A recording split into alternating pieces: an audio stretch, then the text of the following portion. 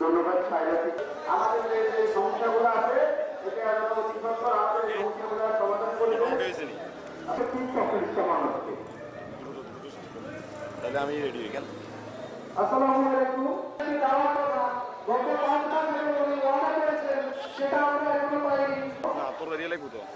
আজকে আমরা ঘুম লাগবে না? হয়েছি অনুরূপের অনুৎপাদিত সহযোগিতা আগের সাথে একাত্মতা পোষণ করছি।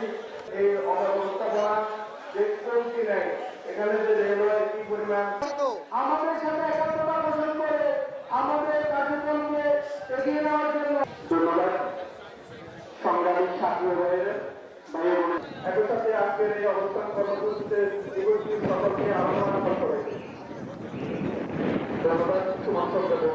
বাংলাদেশ রেলওয়ের অব্যবস্থাপনায় বাইরের শিকার ঢাকা বিশ্ববিদ্যালয়ের শিক্ষার্থী মহানগরবাসী আমরা আরো 5 দফা দাবি নিয়ে এখানে অবস্থান কর্মসূচি গ্রামে পৌঁছাতে হবে। তারা অনেক সময় জীবনকে করতে হয় এসব করতে হবে। আমরা এইসব দাবি নিয়ে আজকে এখানে অবস্থান কর্মসূচিতে অংশগ্রহণ করেছি। সকলের প্রতি অনেক অনেক কৃতজ্ঞতা জানাচ্ছি। আপনারা কষ্ট সহ্য করে আসছে আমাদের বাড়ির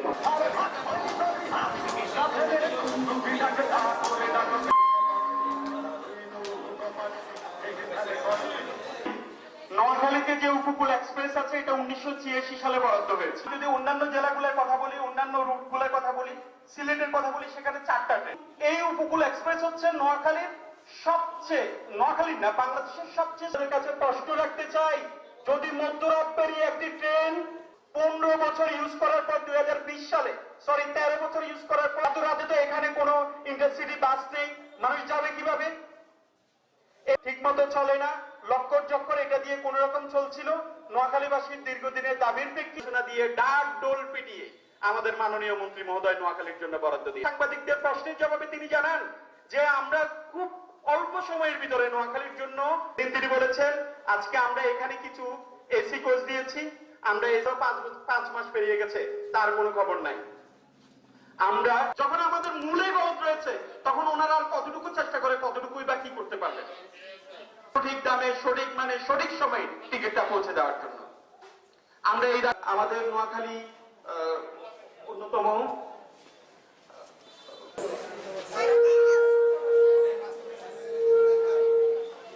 অঞ্চলের মানুষ নেতৃবৃন্দ বাংলাদেশ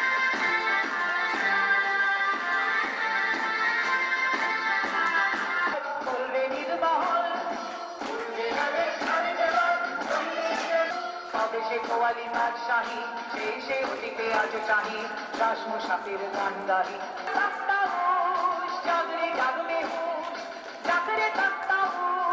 জাগরে জাগিল তারা সকল জেগে উঠিল বল জাগিল